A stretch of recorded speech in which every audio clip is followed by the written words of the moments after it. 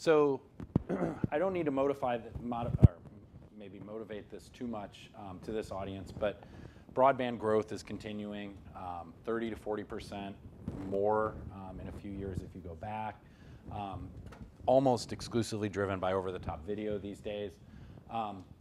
Largely, broadband capacity has kept pace with this, and the reason I say largely is, at least in data we've seen, most operators don't let the networks get congested to the point where the user realizes it. And you can look at the amounts they've spent over the years on this. But despite that, it does happen sometimes. It's very localized. There's different places where it can happen. Interchanges among ISPs and also the last mile. In everything I'm going to show to you and everything that we can really analyze, this is all the last mile. So this is basically from a neighborhood node to your house, or think of maybe a cable modem termination system to your house. We don't get any visibility in interchanges, so that's going to be the focus of everything we do here. Our primary goal is to characterize demand, characterize an elasticity with respect to congestion.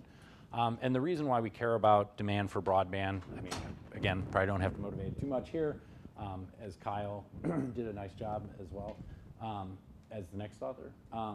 But what we also care about are some of the incentives that operators have to invest, and then also the degree to which that creates surplus, and then how that surplus is divided among ISPs, content providers, and consumers. And there's a bunch of reasons, obviously from a regulatory standpoint, that we care about broadband demand. All right, so what's our research strategy? First thing, I'm going to show you some high-frequency usage data from a particular ISP. We're going to then build on a previous model that Aviv and myself and co-author John Turner wrote. And the major change there's two of them. The first one is we previously just modeled daily decisions of usage. Now we actually are going to break that usage decision into an intraday decision as well, which in the presence of congestion should really actually matter. And then we're going to introduce congestion into the model and how it evolves and how people respond to it. And then on the back end, I'll try to motivate why we go to such lengths to flexibly estimate consumer heterogeneity in our model. Okay, so then what do we want to do with the model? First thing is I just want to give you guys some estimates of kind of preference for speed and also preferences for larger usage allowances. So we have a usage-based operator that our data comes from. And so their preferences for, think of them as gigabytes, has a role in a zero rating discussion. So zero rating, if you're not familiar with it, is the issue of basically price. So I'll use Comcast since we have somebody here. Say Comcast has a streaming service, Netflix has a competing streaming service potentially, and say Comcast doesn't count their streaming service against a usage allowance, and Netflix is counted against that allowance. So what kind of price differential does that actually create? Then we're going to go, so I think of those as kind of within sample comparative statics. Then we're going to take the model and maybe go a little bit outside and think of real counterfactuals. One is, so I want to think of these as different ways to deal with congestion. So we've got a network. How do we deal with congestion? There's economics and there's technological solution. One economic solution is to think about, or engineering solution is to think about throttling heavy users. So say rather than getting charged for going through your usage allowance, we actually slow your connection down. Another might be something like peak use pricing. Very simple forms of peak use pricing. I count bytes on peak different than off-peak bytes. And then maybe technological solutions, and I say my thunder was stolen here. Netflix actually did this about 2 weeks ago. I don't think Netflix really wanted to do it on their own, but third parties actually recognized the value, and so Play on Cloud was introduced. And what this did was basically it took any streaming service, and you could basically record that video and view it offline, right? So when we think about, I call this local caching technology. This is basically, you're sitting here, you're bored with my talk, you look, figure out what you're going to do on Netflix tonight, you download it to your house, it's sitting there, and you're ready to go later this evening, right? So if you think about what that does, right, is it detaches the viewing from the actual download activity, and potentially could be successful. And I don't want you to think of any of these things as being kind of independent, right? Peak use pricing might actually incentivize some of these guys to make this work, right? Okay, so what does our data look like? I mentioned we have high frequency usage data. We've got hourly observations of subscriber level. We've got it for about 45,000 subscribers for a year. The big thing that this Internet Protocol data record has is it has information about congestion. So it has packet losses and delays. And we are then able to marry that up with information on what plans people choose, how they use, and all the information on pricing, speed. And then I'm going to show you just a little bit of data that says, hey, this data here that I showed you that we're going to use for the analysis has some external validity. So this larger data set we have for, it's basically representative for about 1 million broadband subscribers. Okay, so what do the tariffs look like?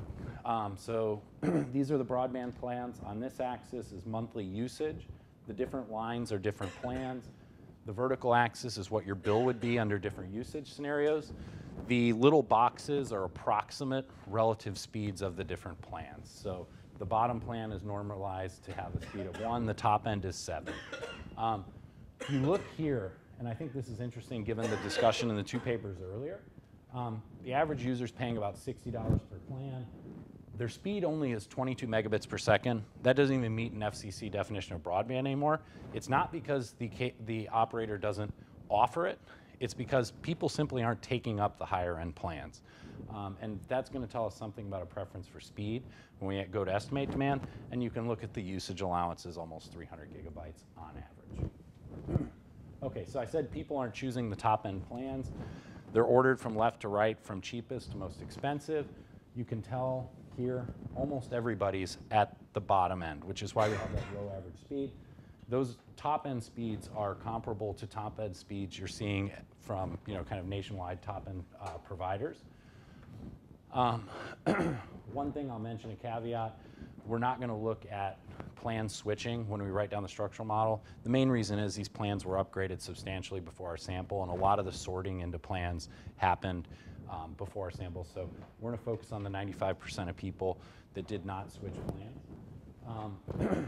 The biggest thing I want you to take from this table, bottom end plans are chosen most frequently, and you can see the really heterogeneous differences in usage, right? So we've got huge disparities in usage that we need to try to explain, both within plan and across plans.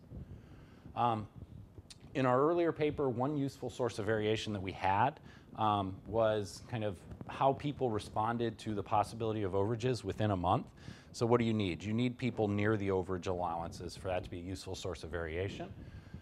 It's much weaker here. So on the left, this is basically subscriber month, the proportion of your allowance you've used. You can see we don't have a lot of people near the allowance, but what we do have is this really long panel. And on the right, if we take the maximum of the proportion of the allowance that people used over this panel, you've got something like 15% of people over the allowance at some point, and a lot more really close to it. So we can exploit that panel dimension to help us quite a bit. To give you an idea of what usage looks like across the day, this is average gigabytes at each hour of the day, broken down into downstream, upstream. As an economist, you look at this, and the first thing you say is, wow, peak is 5 times the trough. We're not using this network as efficiently maybe as we could, right? Totally open question, right? So we don't necessarily know the answer to that. The question is how costly is it to move that peak off? One thing, I think kind of one myth that was out there is, well, hey, high-end users, they have maybe flatter profiles across the day. These are, guys that are using the internet all day. If you actually rank people in terms of their usage, and you say, take the top 10% of users, what does their usage profile across the day look like? Compare that to other deciles of users. It is actually the case that the top end on average consumes, it's proportional across the day, similar across whatever your monthly usage is. And so the top end users do actually cost many, many, many times more, 2 orders of magnitude in some case, than say the median user. All right, so that's the data we're going to use for our analysis. I'll talk about congestion, given the whole title, but I want to show you what are those bytes composed of. So this is from the other data, the deep packet inspection data. You can tell basically video, browsing. After that, it almost doesn't matter, right? So if we can deal with those 2 things, it's can be promising. And I should say video there, it says 55%. You should regard that as a really lower bound, because there's a lot of stuff that's video across these different things that we just can't tag unless it's a common application. You can ignore the figure on the left. The figure I want you to concentrate is on the right. What I do is I take users, I rank them from 1 to 100 in terms of the quantile, how much do you use on average each month, and then I ask, what is that usage made up of? If you look, basically video is the difference between the bottom and the top end users. So when you think about what solution should we be focusing on to try to reallocate some of this peak usage to the other times of the day, it's all about video, or primarily about video. You dive in a little further. On the left, this is the average user, how that's broken down. If you look, basically video on the right, I've just normalized this by the level to give you the proportion of traffic at each hour. So on the right, all that says is that video is a relatively peak intensive activity. So again, it's not just that video is a big proportion of traffic, it's a disproportionate amount of peak usage. So again, we want to think about that. Also, if you compare this figure to the figure I showed you, they look very similar, right? So this is a very representative 1 million people, so the patterns you're seeing in our data aren't abnormal. Okay, so now to the congestion. So I mentioned we finally found basically an ISP with a really congested network. If you look, we've basically taken an FCC figure, inserted our guy in here. I should say Comcast looks really good. But our ISP, 3rd worst. You look to the right of our ISP, there's actually a satellite internet provider. Should give you an idea. Ours is performing worse than that guy on average, right? So bad sign right up front. Then let's just concentrate on the figure on the left for a second. This is the proportion of packet loss at each hour of the day. You look at the peak, right? It's over 1%. That's terrible, right? That's when applications really start to go and not function. That's the average in our data. I won't bother with the figure on the right, but the figure on the right is just to say it's really skewed. Some people are having a terrible experience, some people are having a really good experience, and everything in between. So we've got a lot of variation in it. This little bump, if you're wondering, this is businesses coming online in the morning. 8 a.m., they start doing a lot of stuff. It impacts the aggregate traffic on the node. We're only modeling demand for residential broadband, but the businesses have an impact on the larger network. Okay, well, we've got a lot of variation, I said, in congestion. We've got really nice variation in congestion. So one thing, if you look, this is basically you take every node in their network and you say what was average peak utilization during that week. That's basically across here. Those are different weeks. This is the dispersion across nodes. So these are just box and whisker plots. So the median node is operating at 70% or over. 80% is kind of a threshold where stuff really starts going bad, at least in talking with engineers on this. We've got like more than 25% of the nodes where stuff is really, really bad. So I said it's very skewed. And then we've got nodes that are literally saturated almost all the time. These are the guys I said that are just having essentially a really terrible experience. The network's just not operating. And then if you look from left to right, this thing's going down, kind of creeps back up, going down. Those are actually investments that this guy's making in the network over time. And so we're seeing a lot of investments. That's going to be really helpful for us because we're going to get to see people go from a terrible experience to a great experience basically overnight. Okay, so one way that they can upgrade the network is to split a node. So think of this as they go to your neighborhood, there's a node sitting outside your subdivision, they literally split it in half. Half of you go to the new node, half of you stay on the old node. What happens in that case? Things I want you to focus on. Packet loss goes down by about 40%, so this is 7 days before, 7 days after. Packet loss goes way down.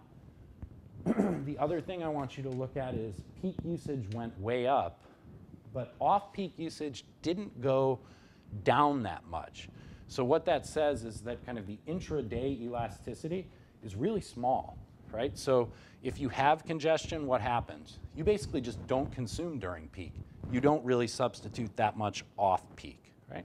So when we think about something like peak use pricing, how effective is it in a bubble by itself at moving usage across day? It's not going to be very successful. But I'll talk about how it might provide good incentives for, say, a Netflix later. Okay, I don't want to spend too much time on this, but this is the, I'm at 2.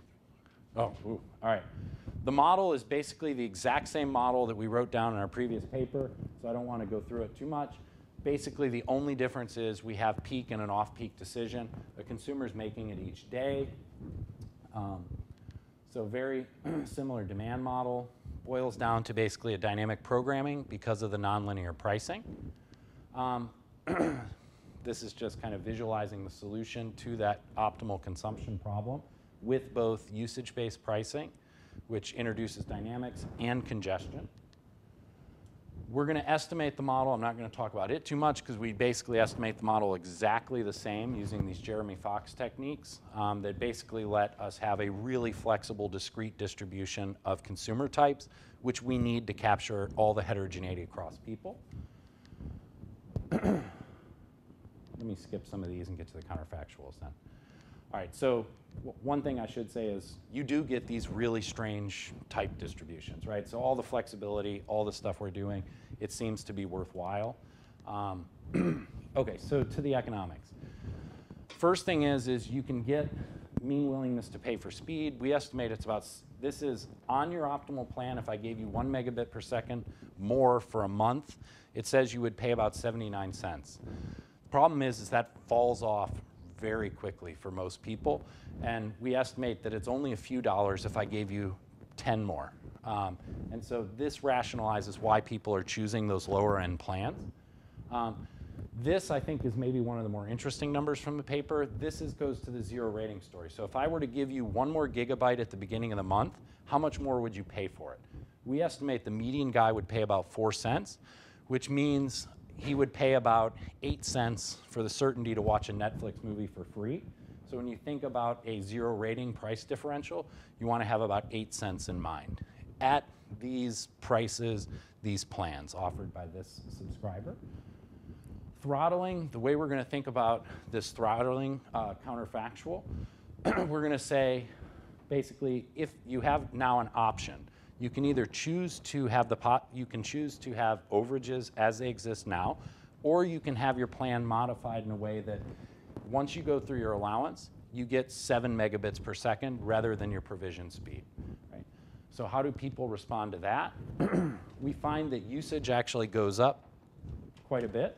So what's going on here? You have these very high-end users that don't want to pay overages, right? They don't necessarily care that much for speed. They care a lot for gigabytes. So they're now going to either keep their plan, maybe even downgrade their plan, and they're just going to keep going each month, right? They get it at a lower speed, but most of the very high-end users, it's not about speed, it's about the preference for more gigabytes. And so usage actually goes up quite a bit. So maybe this isn't the best tool by itself. One thing I should caveat here is, right, we held the plans fixed otherwise. That most certainly wouldn't be the case, right? I might charge you for that privilege.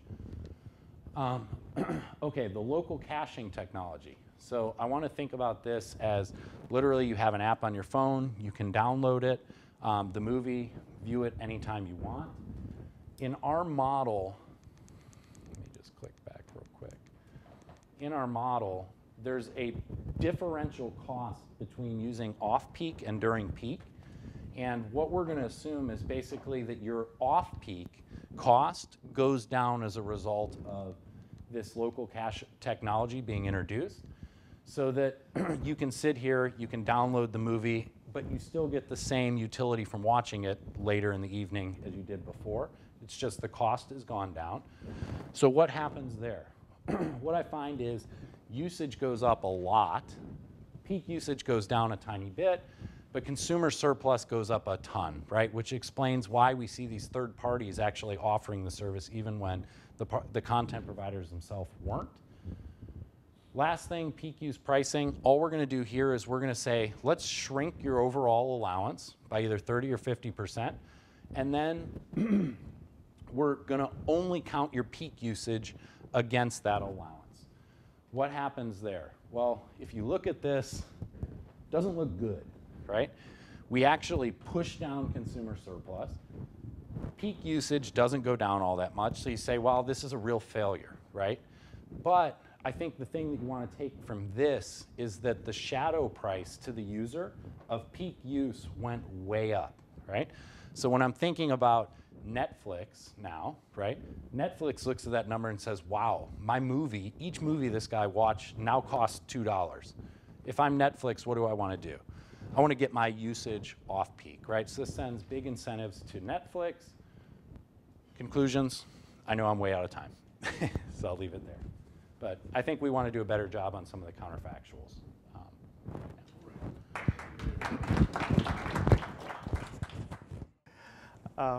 Well, I thought this was a tremendously interesting paper.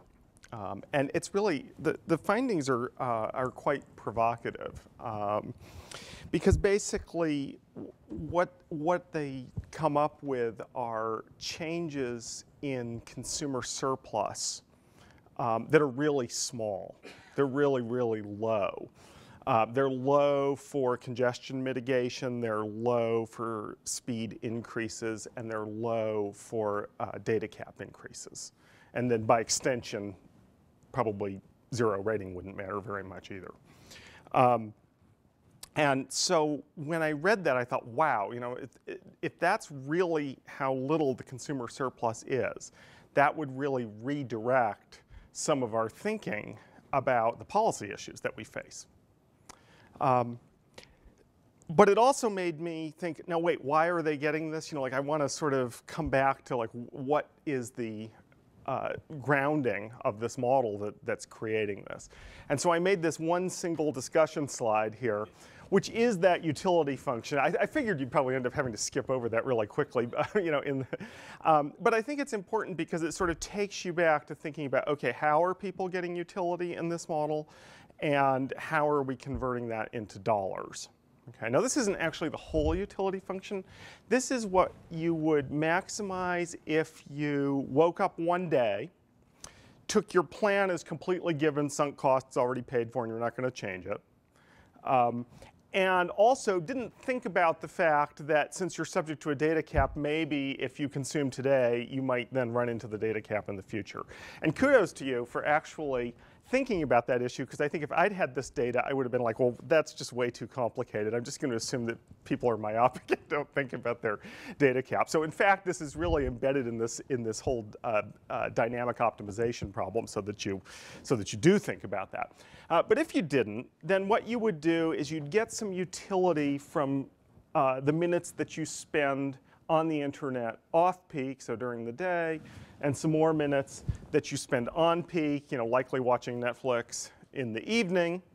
And then that gets you a positive utility function, and it's subject to the shock term. So some days, I put that you might be more or less bored in real life. And so some days you might be like, wow, I just really got to get on the internet. There's nothing else to do. And so that's going to create some variation.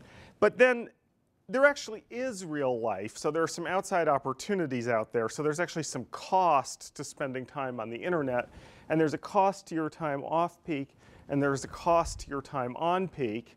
And so that's why you don't just spend all your time on the internet, because eventually you sort of get bored of it. You probably get bored of it faster during the daytime because maybe at least some people in your household actually work.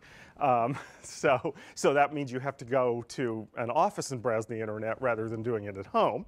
But at any rate, so you do eventually stop. This utility function, leaving aside the dynamic program, actually has a satiation point. So you would just kind of browse until you drop, so to speak.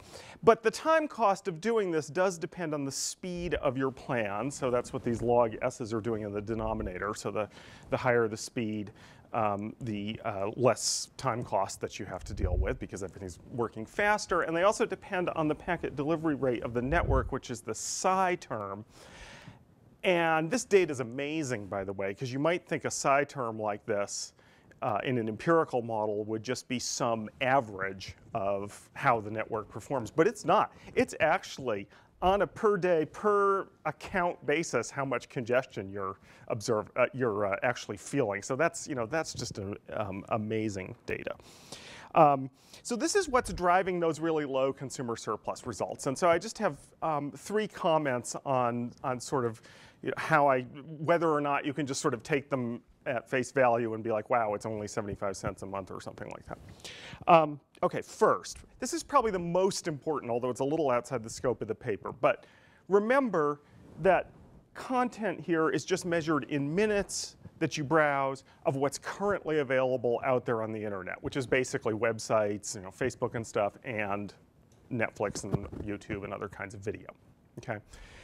A lot of the justification for policy attention to things like zero rating or speed increases is that maybe there's a kind of a chicken and egg problem about developing new content, that you can't get the new content unless a critical mass of people have access to high-speed internet. And that's not modeled here. This is just the current state of the internet. So if, in fact, we really are in this kind of public good infrastructure framework where until people get enough high-speed internet, we don't get whatever the next wave of awesome innovations are, that could change our conclusions about what the relevant consumer surplus amounts are. So they're not going to be able to model that, obviously, because you can't see into the future, even with really excellent data. But that is something to keep in mind when interpreting these very small consumer surplus results. Okay. Second thing is, this utility function, there's no prices or dollars in here, right? Nothing, not at all. So the way that the model locks this down to dollars and cents is partly by looking at what plan people have chosen based on their type. But primarily the identification is coming from the 15% or whatever it is of people who wrestle with the issue in the dynamic version of the model of whether or not to go over their data cap. Okay? So that is really interesting to observe people having to deal with that. On the other hand, my impression is that when people deal with those decisions, they do so under conditions of pretty imperfect information. And so interpreting that as a purely rational decision is a little bit of an assumption. Now, on the other hand, I would probably think that people would overreact, not underreact. So in that sense, you might actually expect too much movement around of consumption, not too little. But it does also occur to me that there may be an inframarginal effect here, right? There's a lot of evidence that it's not so much about how much you have to react relative to your data cap on the margin. It's do you have one at all or not? If the price is zero, you just relax and you enjoy the service. As soon as there's any price at all, you get all confused and it's complicated and takes away some consumer surplus. That could just be inframarginal to the whole idea of having a data cap. And in that case, there could be a chunk of consumer surplus that they just can't see, but is actually present in the model. Okay. The last comment I have on this is, in addition to anchoring it down to price, based on not wanting to incur an overage fee, the other sort of real-world anchor potentially is just minutes, right? That you could anchor it down to minutes of time, which is also something that we can kind of understand.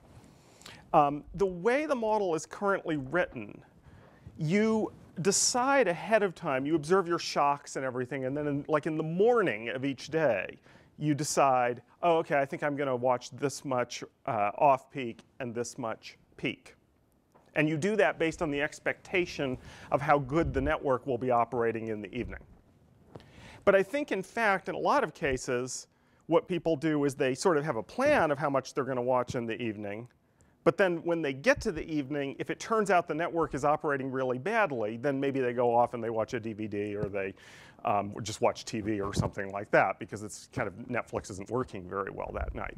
Now, since they actually observe that happening, because it really is account by account and day by day data, it seems like there might be some potential to change that optimization problem. And I have a feeling, in expectation from the point of view of the beginning of the month, that would barely do anything, because you still have to have an expected plan of what you're going to do.